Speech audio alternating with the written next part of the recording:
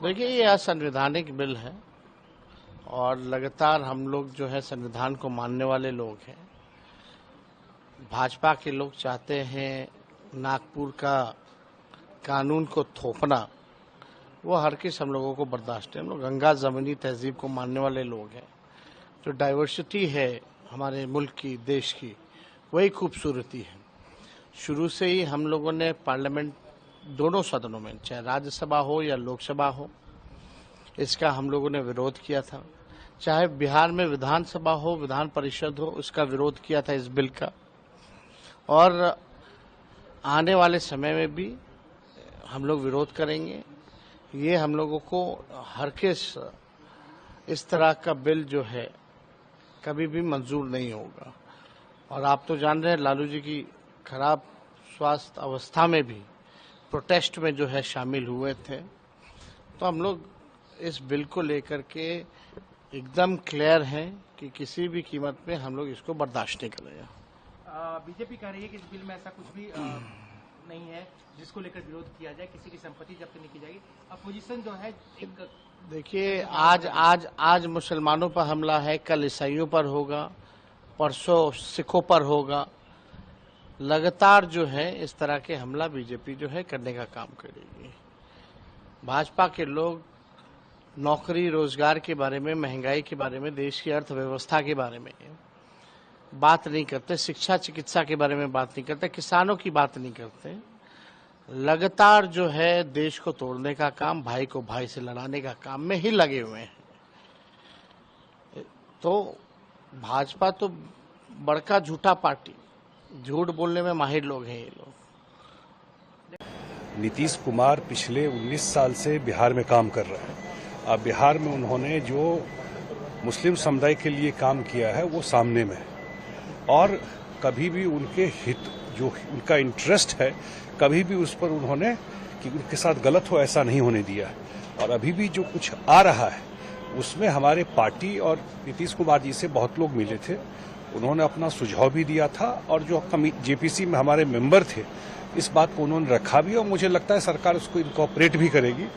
वक्फ bill कोई पहली बार नहीं आ रहा है, पहले भी ये बिल आ चुका है 2013 में, उसमें अमेंडमेंट हो चुका और उसमें ये जरूर हम लोग के तरफ से है कि भाई रिट्रोस्पेक्टिव नहीं हो, अगर पास्ट में कोई बात है तो उसको उस पर कोई आंच नहीं आए। ये हम लोगों ने जरूर, हमारी पार्टी ने कहा था, मुझे लगता है जरूर जो कमेटी है सरकार है इसको ध्यान में रखेगी। सर, साथ ही अखिलेश यादव हुए, कांग्रेस एमपी की इमरान मसूद ने कहा कि बीजेपी की दलाली करने की जरूरत है, इसका अपोज कर रहे हैं। भाई ये लोग बताइए ना, जिस स्टेट से मैं आता हूं सबसे बड़ा दंगा भागलपुर दंगा कांग्रेस के टाइम में हुआ, पूछिए उनसे।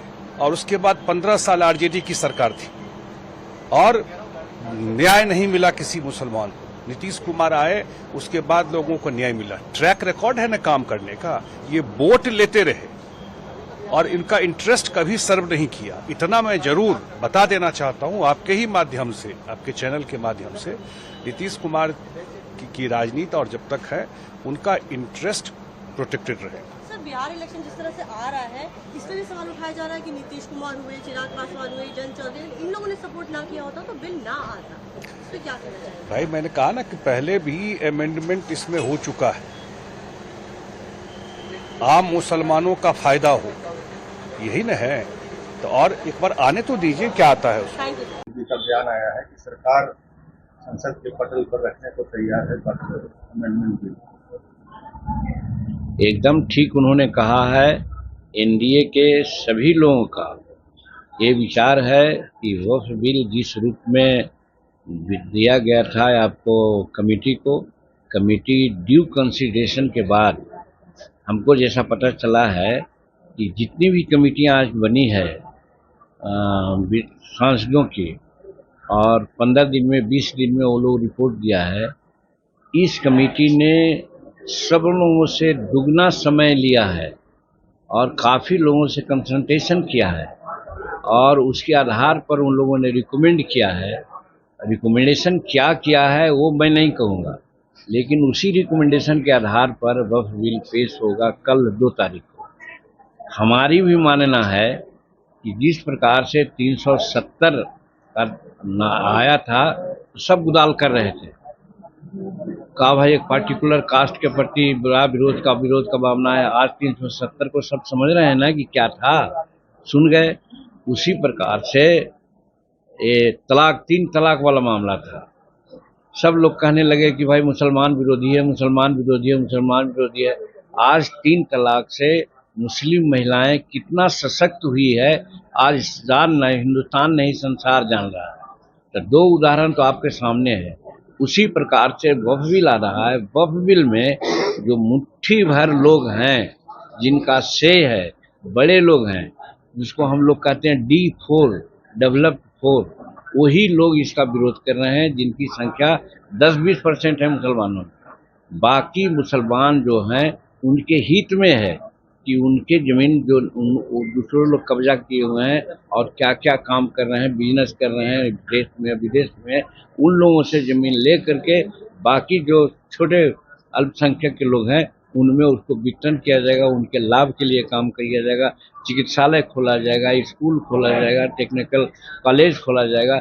इस तरह से माइनॉरिटी के विकास के लिए हो रहा है।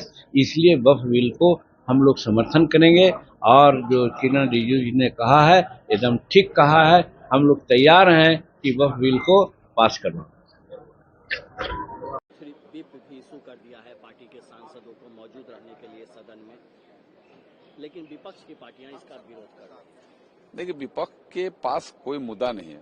वक्फ बोर्ड हमें लगता है किसी संप्रदाय को जोड़ करके नहीं, कुछ हो सकता है कि वक्फ बोर्ड के माध्यम से कुछ बहुत भूपति बन गए हों, भूस्वामी बन गए हों, उनको भले पीड़ा हो सकता है।